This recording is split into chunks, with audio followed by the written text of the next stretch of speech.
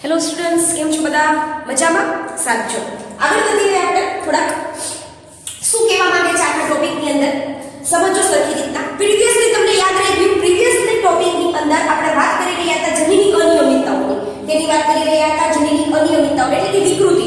એમાં વંશાવલી પૃથ્થકરણ આપણે બધા ભણી ગયા. શું ભણી ગયા? વંશાવલી પૃથ્થકરણ. એમાં તમને કોઈ પ્રકારનો ડાઉટ હશે નહીં એવું હું માનું છું કે કોઈ પણ એક જ પ્રકારની વિકૃતિ છે, બરાબર? એ વિકૃતિને બોટમ થી લઈને ટોપ સુધી સ્ટડી કરવાનો છે. ક્યાંથી ચાલુ કરવાનો છે? નીચેથી લઈને ઉપર સુધી જો સ્ટડી કરવામાં આવે તો એને શું કહેવામાં આવે છે? એની જેટલી સંતતિ હોય બધામાં તો એને શું કહેવામાં આવે છે? વંશાવલી પૃથ્થકરણ. શું કહેવામાં આવે છે? તેને વંશાવલી પૃથ્થકરણ કહેવામાં આવે છે. ક્લિયર? ચલો તો હવે આપણે થોડા આગળ વધીએ. શું એ ટુ બી કન્ટિન્યુટીમાં ટોપિક છે, તમારે ક્યાંય હાલના તબક્કે કોઈ ટાઇટલ ટ્રેક આપવાનું નથી. ચલો જો શું કહે છે, રંગસૂત્રમાં આવેલા ડીએનએ પર, એટલે તમને બધાને ખબર જ છે રંગસૂત્રો છે એ પૂછડું છે આખું. ચેપ્ટર નંબર 6 માં વધારે સરખી રીતના તમને સમજાવીશ. તો એને શું કહે છે? ડીએનએ પરના એક અથવા બીજા જનીન દ્વારા નિયમિત થાય છે.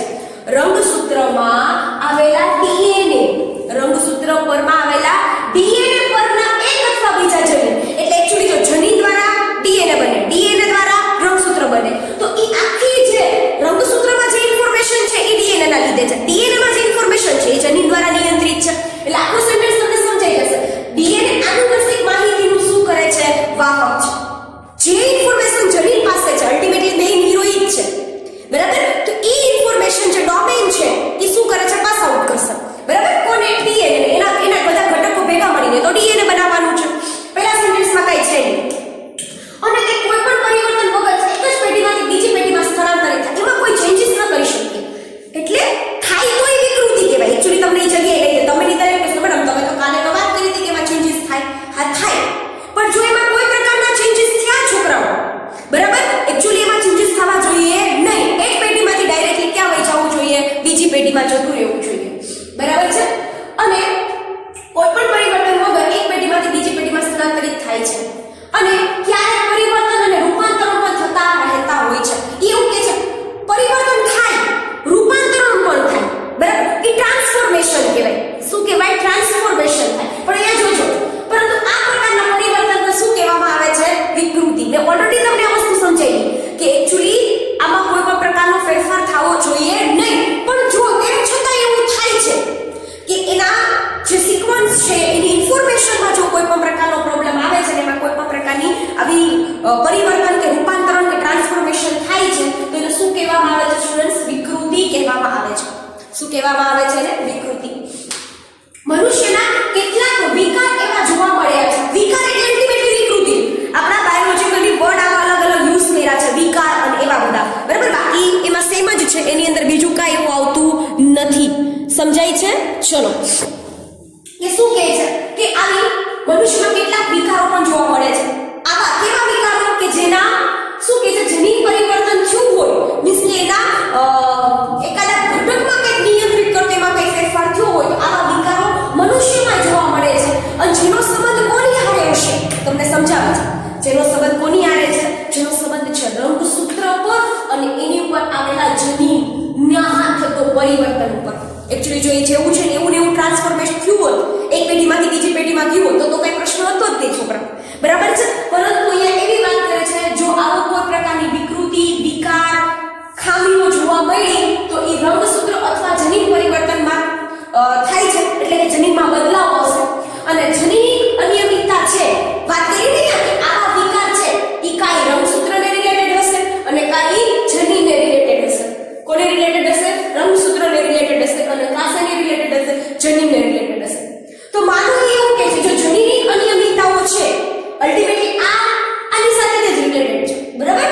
તો કે જનીનિક અનિયમિતતાને બે જૂથમાં વહેંચવામાં, અહીંયાથી મેઇન ચેપ્ટર ચાલુ થાય છે. આ તો તમને ખાલી એ ટોપિક ઉપર લઈ જાય છે, બરાબર? શું વાત કરે છે? જો જનીનિક અનિયમિતતાઓને બે જૂથમાં મૂકવામાં આવે છે. એક છે મેન્ડેલિયન અનિયમિતતા. એક છે એ કઈ છે? મેન્ડેલિયન અનિયમિતતા. અને બીજી છે કઈ છે? રંગસૂત્રીય અનિયમિતતા. સમજો બેમાં શું ફરક છે? જનીનિક અનિયમિતતાઓને બે જૂથમાં વહેંચવામાં આવે છે. પેલી છે એ મેન્ડેલિયન અનિયમિતતા અને બીજી છે એ રંગસૂત્રીય અનિયમિતતા. જો એમાંથી ઉપાડી લીધી એક્ચ્યુઅલી છે ને આપણું ચેપ્ટર પૂરું થઈ જશે. ત્યારે જ્યારે પહેલા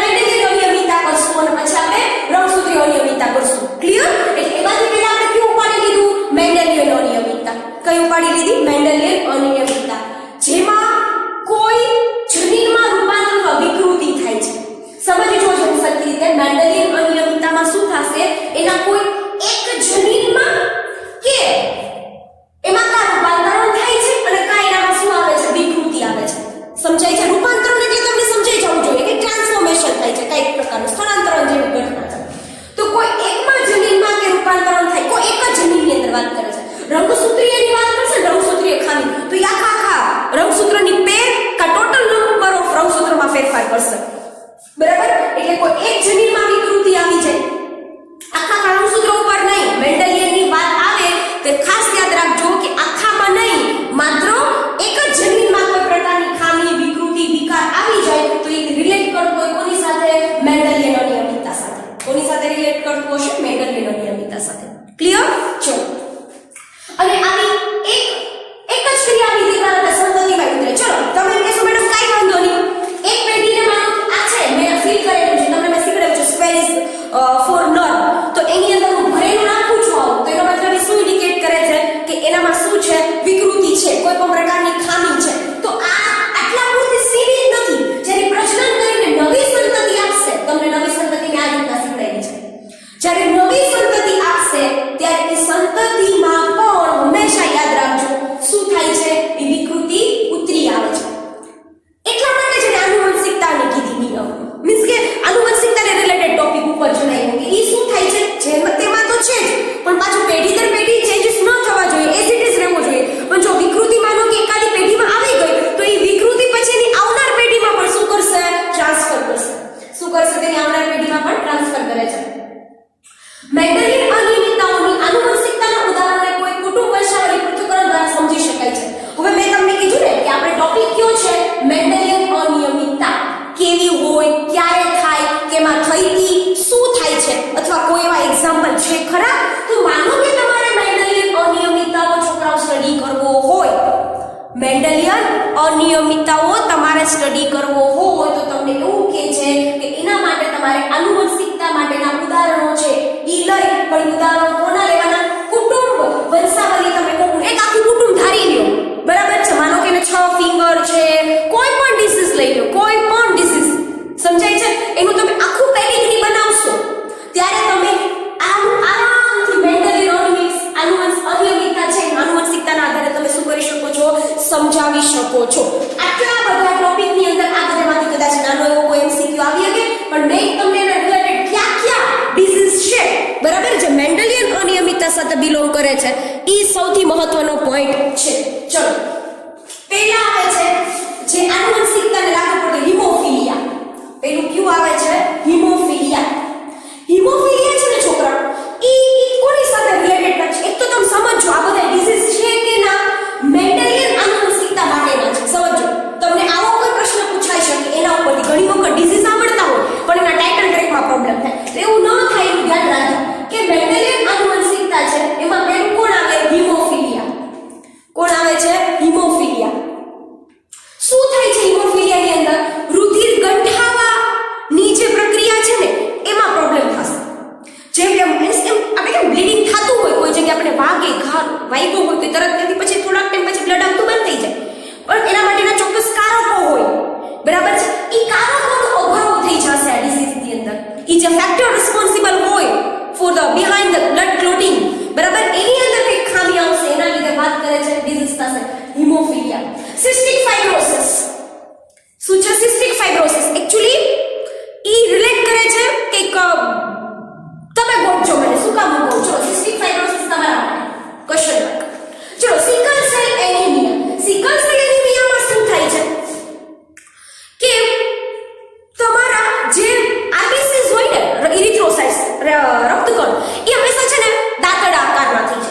ultimately that is anaemic condition. કેવી કન્ડિશન ઊભી થશે? એનિમિક કન્ડિશન થશે. બીજું આવે છે રંગ અંધતા. એટલે એ વ્યક્તિ બ્લાઇન્ડ નથી, પણ એને પાસે કલર બ્લાઇન્ડનેસ છે.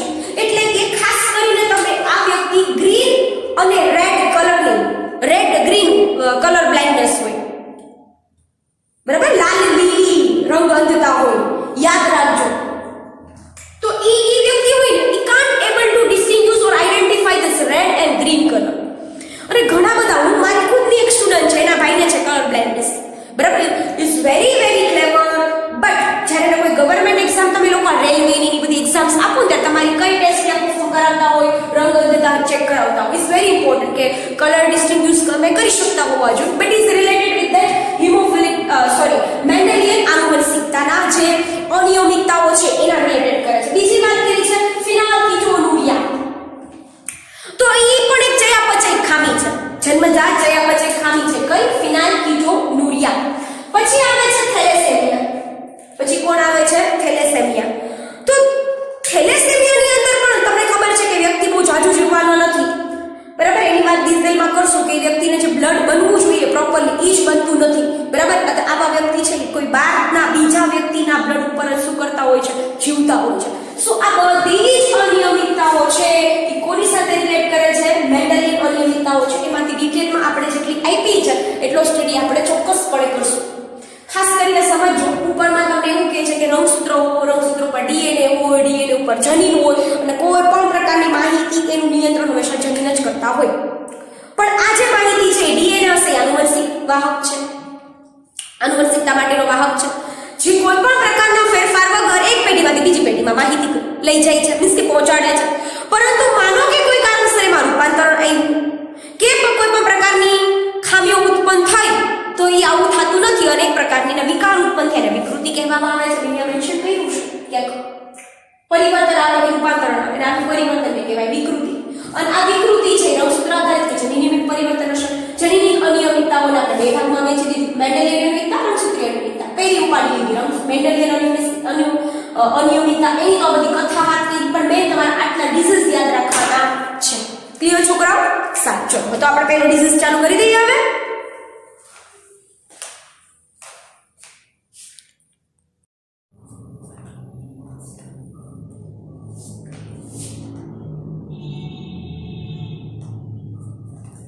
સારું છોકરાઓ, ચલો હવે મેં તમને કીધું કે આપણે એક એક ડિઝીઝને ઉપાડતા રહીએ, બરાબર છે. તો અહીંયા વાત કરે છે જો મેન્ડલની અનિયમિતતાઓ છે ને એ બે હોઈ શકે, પ્રભાવી કે પ્રચ્છન્ન પણ હોઈ શકે છે.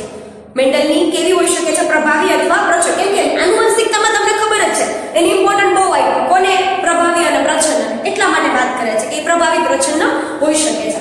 હવે જોજો હિમોફિલિયાની વાત કરે છે. મેં તમને કીધું હતું ને બધા ડિઝીઝ હું તમને 1 બાય 1 કરાવું છું. તો પહેલા આપણે કેવી ઉપાડીએ છીએ? હિમોફિલિયા. તો હિમોફિલિયામાં તમારે ખાસ જોવાનું છે કે હિમોફિલિયા લિંગ સંકલિત હોઈ શકે છે.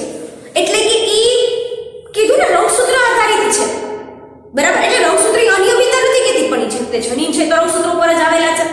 પણ ઈ ગમે હોઈ શકે, દૈહિક હોઈ શકે અને લિંગી રંગસૂત્ર હોઈ શકે. અહીંયા વાત કરે છે ઈ કેની સંકલિત છે? લિંગ સંકલિત હોય છે. એક એક પોઈન્ટ ઉપર ફોકસ કરજો. આપણી એનસીઆરટી માં આટલું બધું હિમોફિલિયા આપ્યું નથી.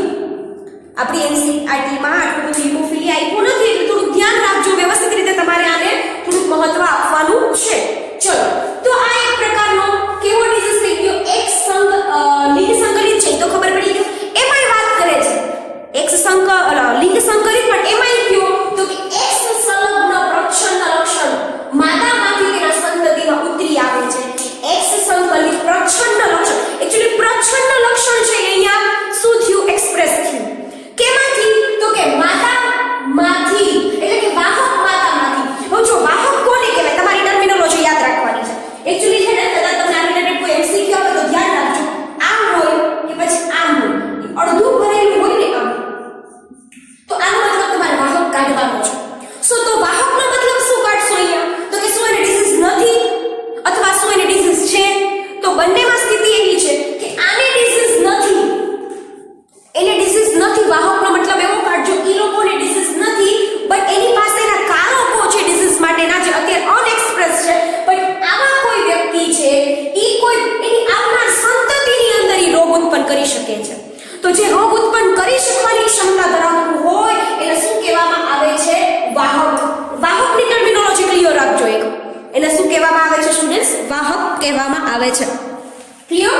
ચલો, કઈ વાંધો હોય તો બોલો અહીંયા સુધીમાં. શું કીધું મેં? લિંગ સંકલિત છે, ખાસ કરીને હિમોફિલિયાની વાત કરે છે તો એક્સ સંલગ્ન પ્રચ્છન્ન લક્ષણ આવેલું છે. ક્યાં? તો કે પ્રચ્છન્ન લક્ષણ છે ઈ વાહક માતામાંથી શું થાય છે? એની સંતતિઓમાં પ્રાપ્ત થાય છે. એટલે તમને માનો કે ટાઇટલ ટ્રેકમાં હિમોફિલિયા ન પૂછે, એવું પૂછે કે વાહક માતામાંથી એક્સ સંલગ્ન પ્રચ્છન્ન અભિવ્યક્તિ થયું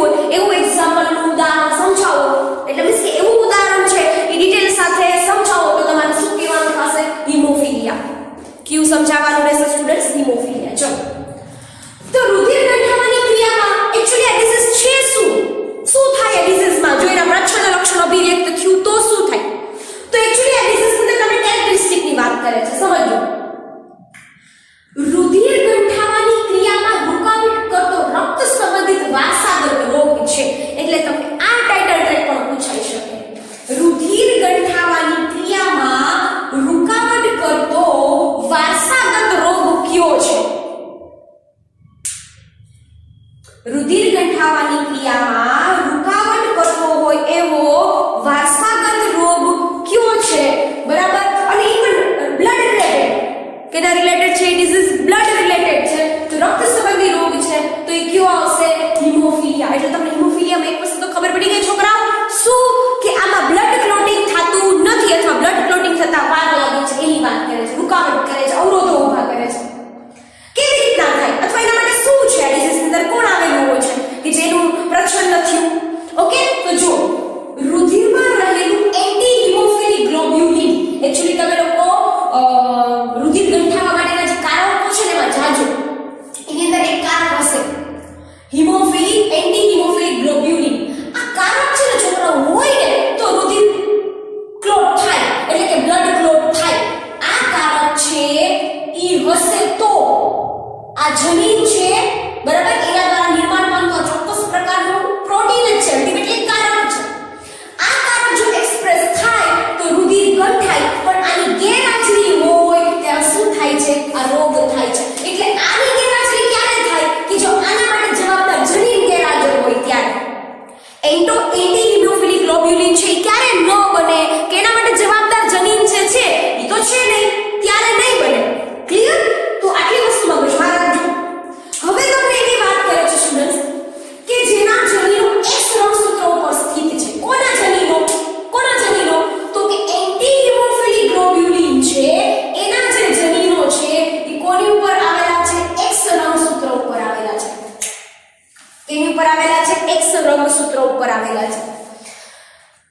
પણ એનું જે પ્રચ્છન્ન સ્વરૂપ છે એ આ હશે. તમને લોકોને આ વસ્તુ સમજાવવી જોઈએ અત્યારે આ તબક્કા ઉપર. H અને H તો આ પ્રભાવી હશે અને સ્મોલ h અને સ્મોલ h તો આ શું હશે?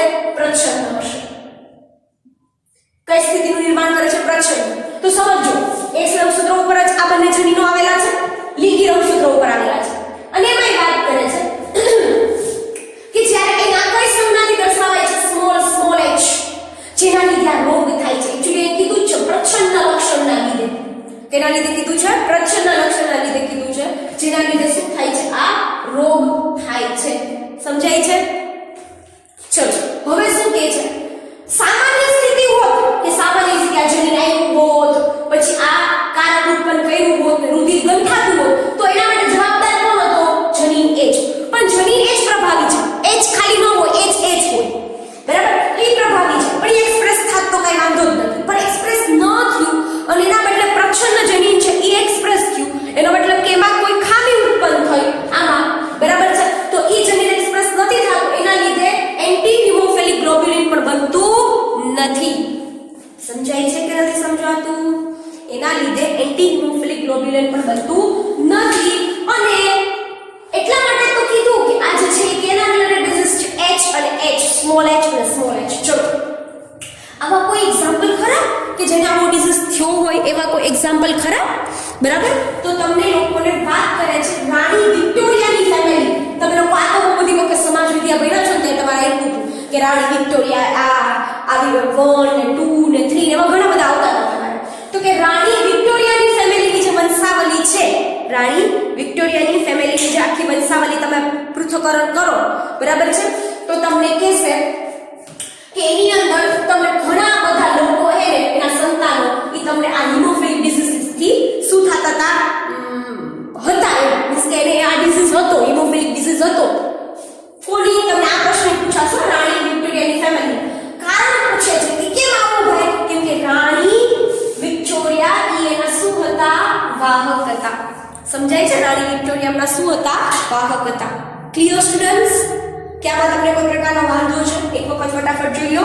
મેન્ડેલિયન અનિયમિતતાઓ પ્રભાવી કે પ્રચ્છન્ન હોઈ શકે. તમને બેમાં અલગ અલગ તમને કોઈ માટે તમને એવું પૂછતે તો ચલો કોઈ પ્રભાવી છે એને લગતી કોઈ ખામી છે એને તમે કહો તો તમારા પ્રભાવીને લગતી ખામી પૂછે તો તમારે આ કહેવાનું, સોરી પ્રચ્છન્ન લગતીને કોઈ ખામી કહે તો તમારે આ કહેવાનું છે. રુધિર ગંઠાવા સાથે પ્રક્રિયા ડિઝીઝ રિલેટેડ કરે છે. એન્ટી હિમોફિલિક ગ્લોબ્યુલિન પ્રોટીન કે તમે જે કારક કયો એના માટે જવાબદાર છે. મીન્સ કે એ કારક નથી પણ એના માટે બીજું જવાબદાર કારક હોય એ એક્સપ્રેસ થાય તો આ પ્રોટીન બને, પણ એ નથી બનતું તો રુધિર ગંઠાતું નથી. શું નથી થતું? રુધિર ગંઠાતું નથી. અને એના માટે આ સંજ્ઞા છે, એના લીધે આ રોગ થાય છે, બરાબર. અને આ રાણી વિક્ટોરિયાની ફેમિલીમાં જોવા મળ્યું હતું. ક્લિયર છોકરાઓ? સારું, ચલો તો આ ડિઝીઝ પછી આપણે હવે થોડીક ચર્ચા કરી લઈએ રંગ અંધતાની. કેની વાત કરીએ આપણે? રંગ અંધતાની. ચલો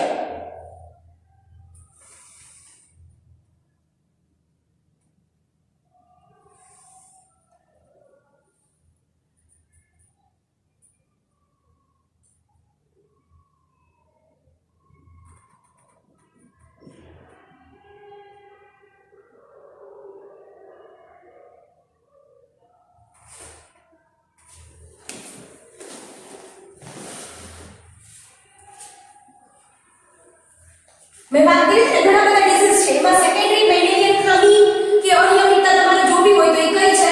રંગ અંધતા.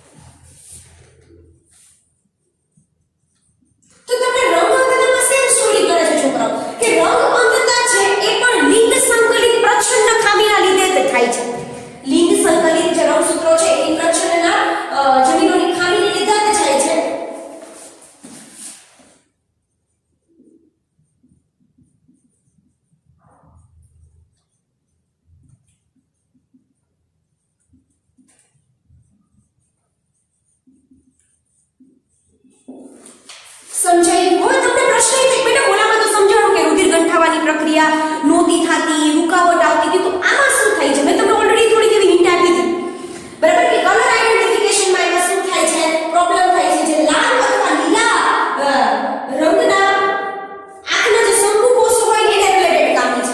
કેને રિલેટેડ ખામી છે? લાલ અને લીલા રંગ માટેના. ચલો અહીં લખી દઉં. લાલ અને લીલા રંગ માટેના શંકુ કોષો ની શું છે? ખામી છે. જેમાં વ્યક્તિ લાલ અને લીલા રંગને પારખવા માટે કેવો થઈ જાય છે? મીન્સ કે એનામાં એ રંગ પારખી શકતો નથી. ખાસ યાદ રાખજો, આ જેમાં વ્યક્તિ લાલ અને લીલો રંગ પારખવામાં શું થાય છે? મુશ્કેલી ઊભી થાય.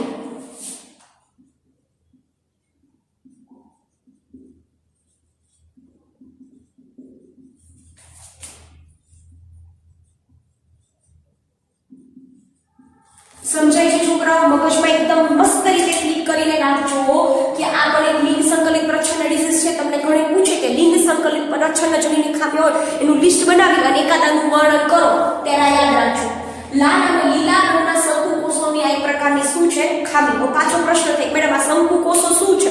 તો તમે જ્યારે આંખની રચના વ્યવસ્થિત રીતે ભણ્યા હોય ને, જ્યારે તમે આંખની રચના નીટ ક્લિયર રીતે ભણ્યા હોય ત્યાં તમારે આવ્યું હતું શંકુ કોષો અને દંડ કોષો, જે ચોક્કસ પ્રકારના રંજક દ્રવ્યોનું શું કરતા હતા? રંજક કણો એની પાસે આવેલા હતા. યાદ કરજો, આયોડોક્સિન, રેટિનાલ, એ બધા બરાબર. તો એના પાસે તમને યાદ હશે તો લાલ અને લીલા રંગ માટે અને વાદળી રંગ, એવા 3 રંગની વાત કરી હતી ત્યાં તમને બરાબર. તો એના માટેના જે ચોક્કસ પ્રકારના શંકુ કોષોને રિલેટેડ જે ખામીઓ હશે બરાબર, એ અહીંયા જોવા મળે છે.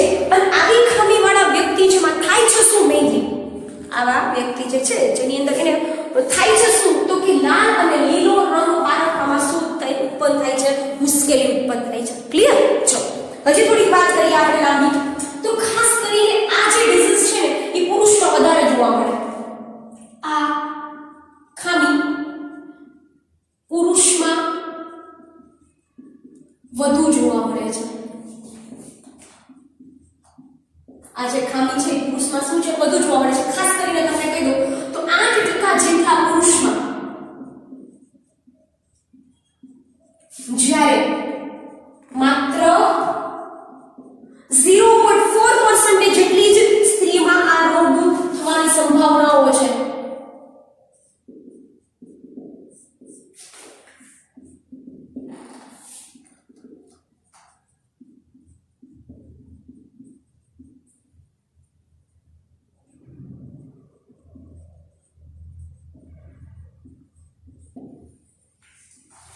Clear?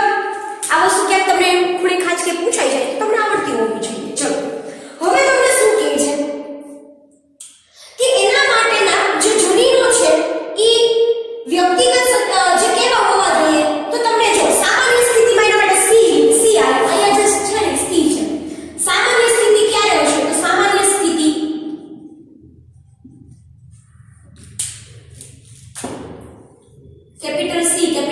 Capital C small C.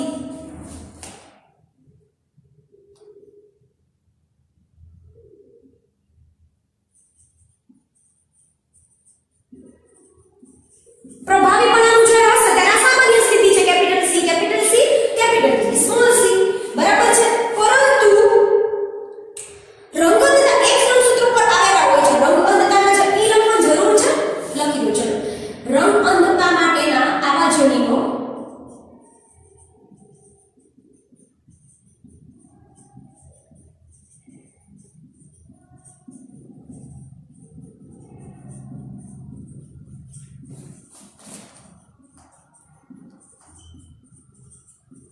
ક્યાં આવેલા હોય છે છોકરાઓ? X રંગસૂત્ર ઉપર આવેલા હોય. ક્યાં આવેલા હોય છે? X રંગસૂત્ર ઉપર. સમજો અહીંયા શું થાય છે.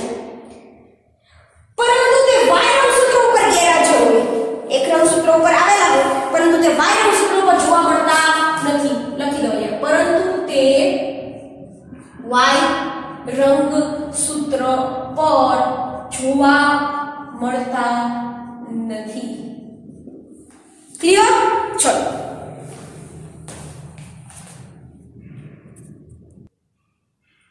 જો હવે થાય છે શું ખબર છોકરાઓ? અહીંયા તમને કહે છે એક રંગસૂત્ર ઉપર આવેલા હોય પણ Y રંગસૂત્ર ઉપર આવેલા હોતા નથી. અને 50% કરતા પણ વધારે સામાન્ય રીતે આવું શેમાં જોવા મળે છે તો કે નરમાં જોવા મળે. હવે થાય છે શું ખબર? માદામાં એવું કહે છે કે માદામાં બે X રંગસૂત્ર આવેલા હોય.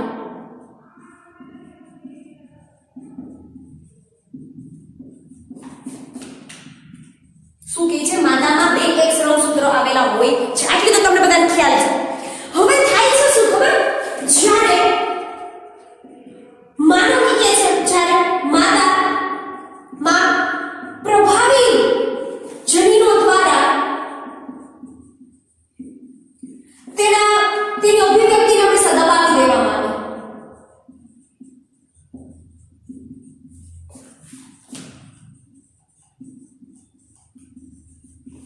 બરાબર? કેમ કે એની પાસે બે કેવા છે?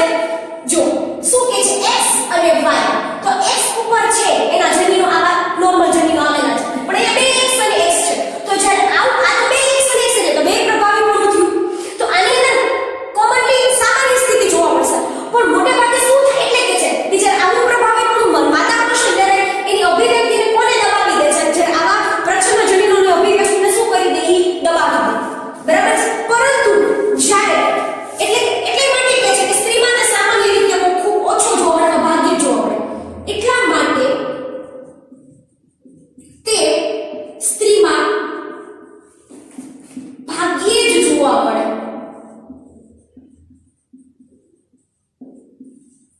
એટલા માટે તો સ્ત્રીમાં શું કહે છે? સામાન્ય રીતે ભાગ્યે જોવા મળે, નોર્મલ કન્ડિશનની અંદર જ હશે. પરંતુ જો સમજો, પરંતુ જો વાહક સ્ત્રી હોય